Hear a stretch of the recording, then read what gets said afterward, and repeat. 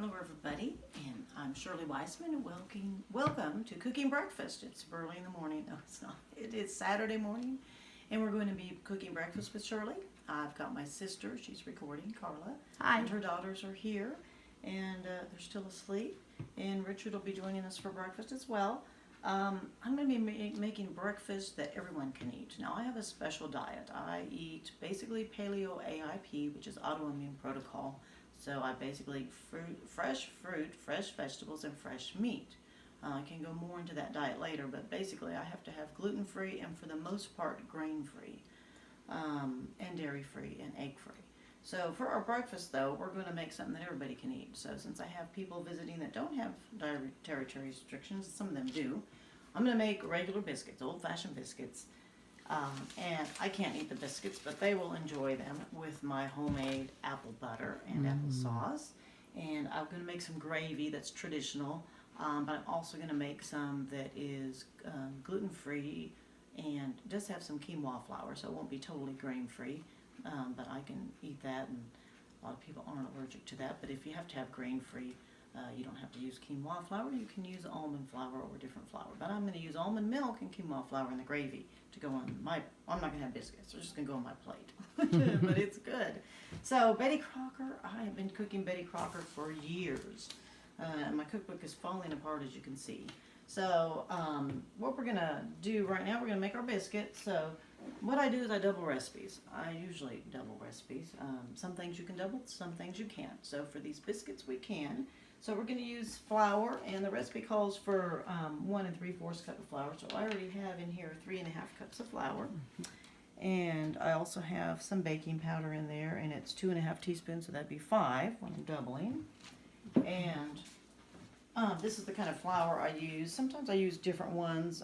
King Arthur's really good. This one's not that expensive, but it is an unbleached flour. I don't like to use bleached flour. It's not healthy. Of course, I don't eat the flour anyway. Why is it unhealthy? Oh, well, it's bleach, so it does have Actual bleach. bleach in it. So that's in the process to make it white and to make it look pretty. So this will be a little bit not quite as white, the flour. And that's what it looks like in my container. And I put a little bit of salt. I grew up always halving my salt. So it calls for a 3/4 cup. Whoa, that'd be a lot. Man, I wouldn't be able to eat those. 3/4 a teaspoon. And instead of doubling it, I just put 3/4 a teaspoon. Okay, so for the fat, I use lard. You can use shortening. The recipe calls for shortening.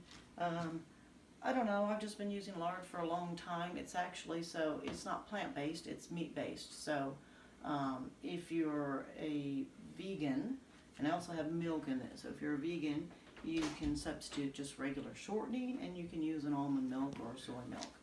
Okay, so we have the flour in here and the baking powder and the salt. And now we are going to, let me mix that up a little bit. Got my old-fashioned wooden spoon here. Don't worry, I don't think it was used to spank anybody with, but I can tell you stories about that later. I've got my rolling pin. I've got my surface for rolling out the biscuits. I've got this. I'm going to mix it up and make it into crumble. It's going to be like peas, the flour, and before I add my milk. And then these are biscuit cutters. This is an old one. This is kind of a more common one. If you don't have a biscuit cutter, you can use a glass, something short, but or even tall, but we're going to turn it up. So that's going to be what's going to cut the biscuit. Okay, so right now we have our flour and our baking powder and our salt. And now I'm going to take my spoon out.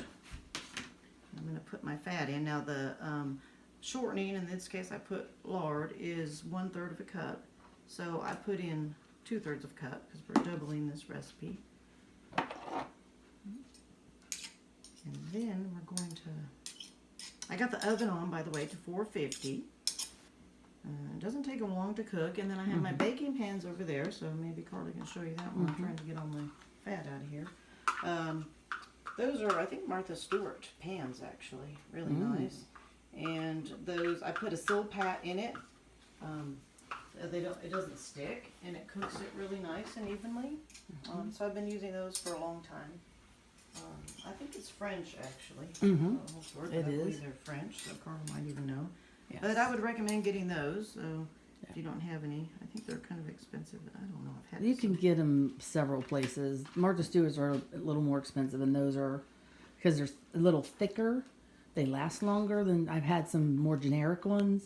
They don't last as long, but they work for everything, for cooking, baking, candy.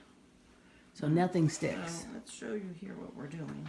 So I can't remember this happens when you get old, you can't remember what you're doing, but I am mixing it together, and I don't even know what you call this tool here, but it's gonna blend it, it cuts it. It's a pastry cutter, actually, that's what hey, yeah, the memory comes back after a while. Pastry cutter, so we are cutting the shortening, or rather the lard, into the flour, and see how it's kind of starting to resemble like peas. You can kind of see, that's what it says in the cookbook, until it resembles peas. Kind of starts it's crumbly. Cornmeal looking, and then it gets more pea-ish. So you just keep working this.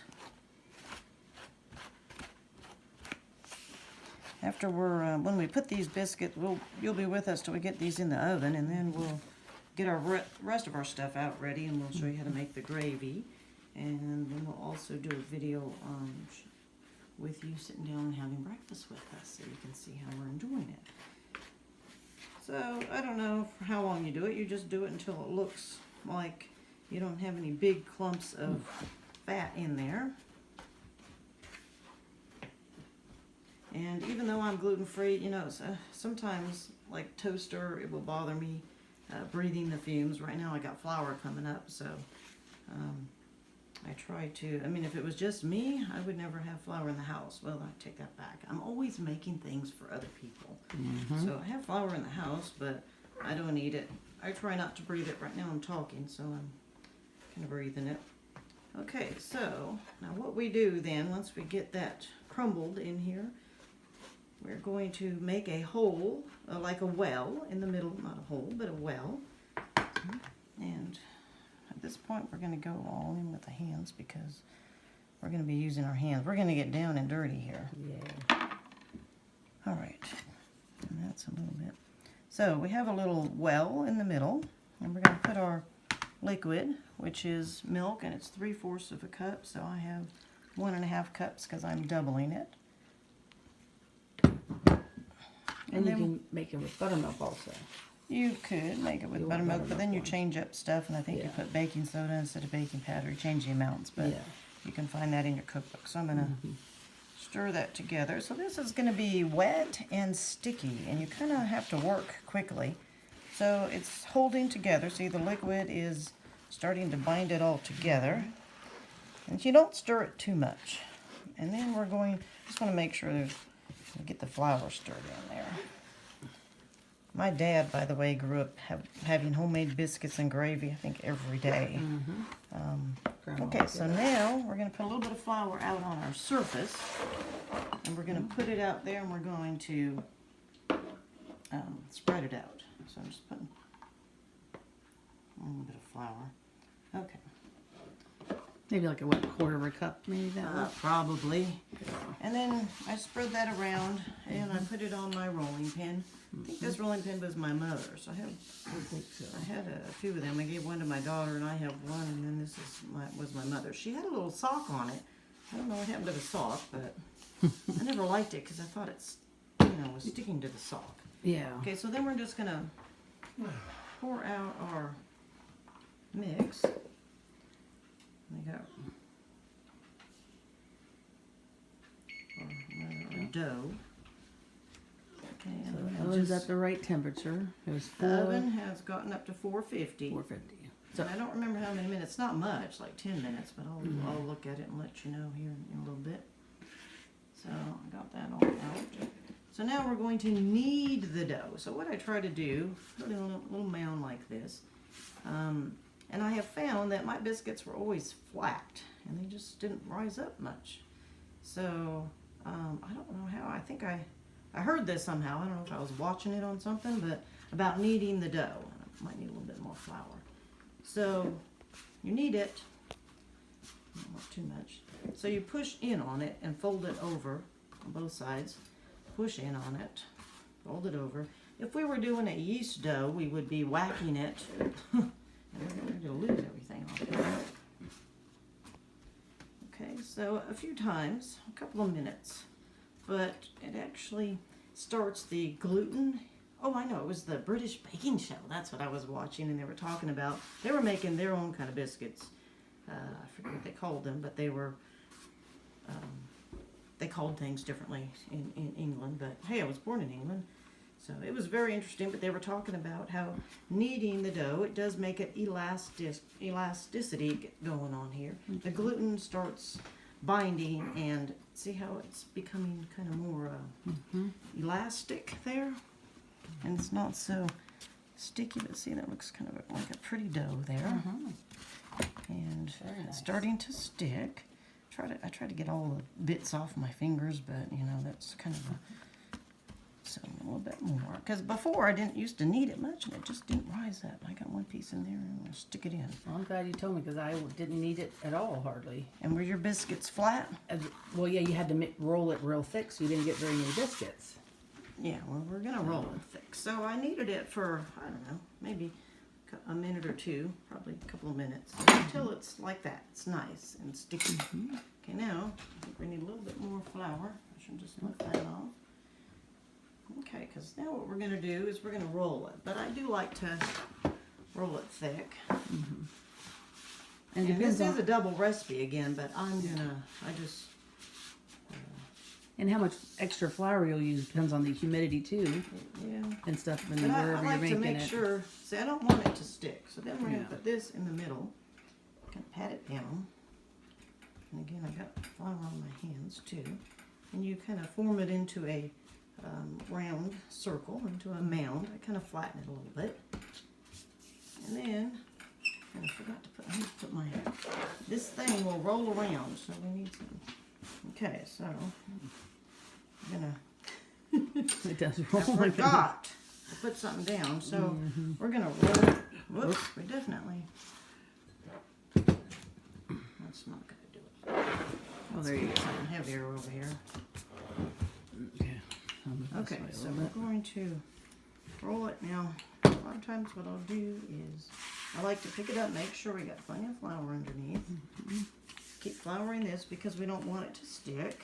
And if I was doing a pie, it would be different and thinner, but we're going to roll it out to about 1/2 inch. Thanks. You keep moving your rolling pin like this so you keep your shape. And any place that you see it's not real. And you want it the same thickness, so if there's any higher spots, roll them down. And I think that's pretty good, because I want some nice thick biscuits. Yeah. Okay, so now we're going to take our, and I'll show you how they cut differently. So we're doing our biscuit cutters. So this is going to be an older one, kind of more traditional. So I go as close as I can to the edge, and then you have your biscuit. And we're going to put it on the pan. Okay, I'll put that one there. I like to put mine on fairly close. We'll do like one row of those. Another one. And I try to use as much of the dough as possible. You're going to have a little bit extra. I try to keep them out of the flour because the more, we're going to re-roll it, but the more times you do, the harder it gets. And then you lose kind of some of the effect. So now we're going to show you this kind of a biscuit cutter, which is easy to use. So going to do that. It kind of cuts it. I'll actually cut 3 of them and then we'll put them on the pan. I'm doing my pan 3 across. And then I'll show you how it works with the glass. And if they're not perfectly round, sometimes I don't get them. And instead of picking them all off, I just put that on there. Sometimes they're not perfect, but they will taste good. Okay, so we got 3 of those size. And now we're going to use a glass. I'm going to show you how to do that. Okay, so you're going to, whatever kind of glass, this is a bigger one. So if you want a bigger biscuit, or if you want a smaller biscuit, whatever glass, and you're going to dip it in the flour. We're doing that so it doesn't stick. And so it takes a little bit more effort on that because it's glass and it's not cutting it quite as well. You can hear the air coming out. I'll do one more. Okay, so now we have 3 of those. So now you can see we have 3 different sizes of biscuits. Now we're going to continue cutting. hoping, whatever I can fit on here, so I think this one will be a smaller one. Okay. And then we'll do one of each. This one might be that size. And then I think we can, that's pretty good. It has a little, so I want to try to use as much of the flour as possible. Beautiful. Now, it may not be perfect, but we're all that. Now see, we don't have a whole lot of flour dough left, so if you look over here, we want to keep on making it. So, but like I said, the more times that you do this, the drier your biscuits are going to get, and they won't be soft and fluffy. So we're going to so I try not to, the more you work it, the harder it's going to get. So I try not just enough to form it together, and then really I only do this once, and then I'll cut a couple, and then the rest of it I'll just form it by hand. Maybe if we need to, we can roll it a little bit. Okay. Just do some big biscuits here. And it's just whatever you feel like doing. So, you know what? I'll go that way. Okay, we got a couple more. I don't know if I'm going to need another pan because they do well. You can just move them around. It doesn't have to be where, you know. They don't have to be touching. It doesn't have to be perfect. Yeah, it's all about the family. So now I'm going to take these, Okay. and I'm just going to form them into one instead of rolling it out. Just make it into one, see, by hand. So you can get creative if you want to make little bunnies or something for your kids. You know, twisty ties or something. And they won't look as perfect, but hey, you know, it's okay. It's all about the taste. And it does, presentation is good and important, but okay. So we managed to get it down to one. So, Yeah, how many just does- look here. I can't see what it says about minutes. Let me get my glasses on. So I'm going to put them in. The oven's at 450, Okay. and they are 10 to 12 minutes. Okay. I'm going to put them in. I put them in the middle rack. Okay. See, of the oven, so try to keep it in the middle so they have enough, right in the middle of the rack, in the middle rack of the oven. So there's the heat can circulate around it. If you have it up higher, they'll tend to burn. If I would have done 2 trays, I would have used both, and then I might have switched them out, turned them out in the middle of the baking. Okay, so I'm going to wash up. We'll be back with you in a little bit to show you what they look like when they come out, and we'll be making some gravy with Shirley. Thank you for joining Cooking with Shirley, making breakfast.